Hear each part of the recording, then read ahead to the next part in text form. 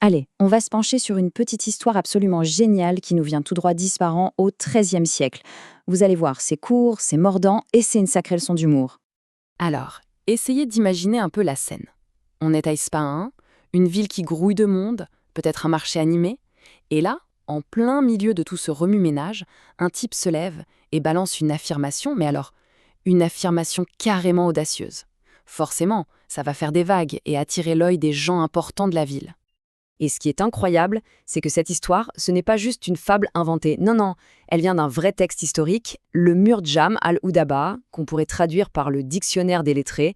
C'était un peu le who's who des intellectuels du XIIIe siècle. En gros, une collection d'anecdotes, souvent très drôles, sur les grands esprits de l'époque. On a donc là un humour qui a plus de 800 ans. Évidemment, ça ne traîne pas. Notre soi-disant prophète est tout de suite convoqué devant les autorités, l'establishment de l'époque.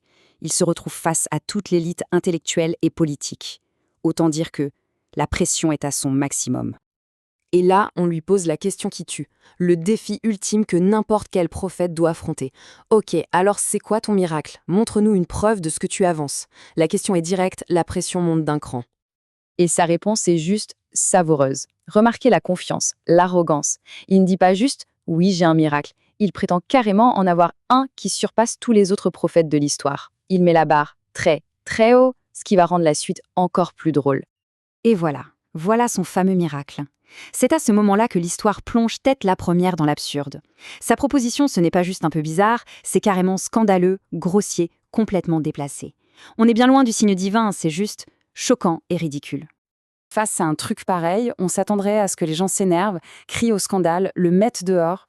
Mais non, la réaction du fonctionnaire en charge, c'est le premier coup de génie de cette blague. Et là, la réponse, c'est juste un pur chef-d'œuvre d'ironie. Plutôt que de s'énerver, le fonctionnaire va complètement désamorcer la bombe.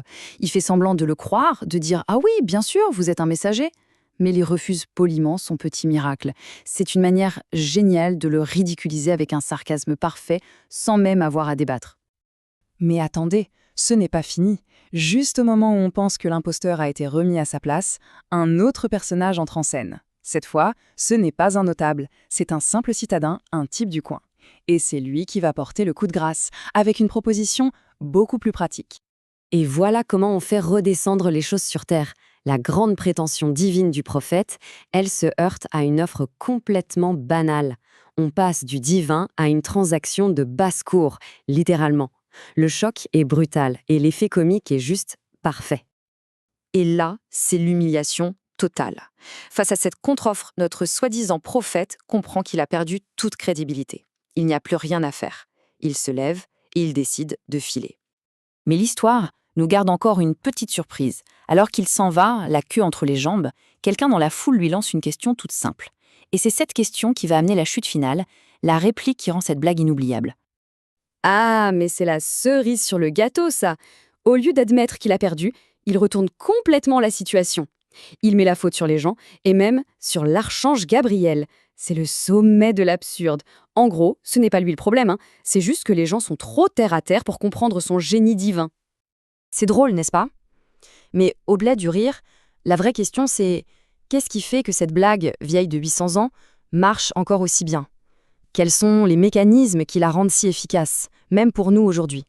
Alors, décortiquons un peu tout ça. C'est une vraie leçon de construction comique en 4 temps. D'abord, on a la prétention absurde, ce fameux miracle complètement grossier. Ensuite, la réplique ironique du fonctionnaire qui calme le jeu avec classe.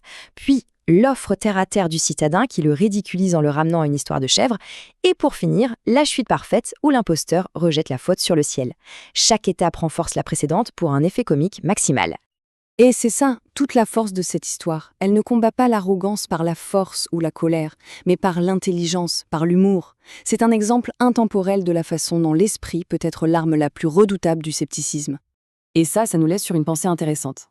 Face à des affirmations complètement absurdes ou à une autorité arrogante aujourd'hui, peut-être que la meilleure réponse, ce n'est pas toujours de monter au créneau, de s'indigner. Parfois, la réplique la plus efficace, la plus dévastatrice, c'est juste une bonne blague bien sentie,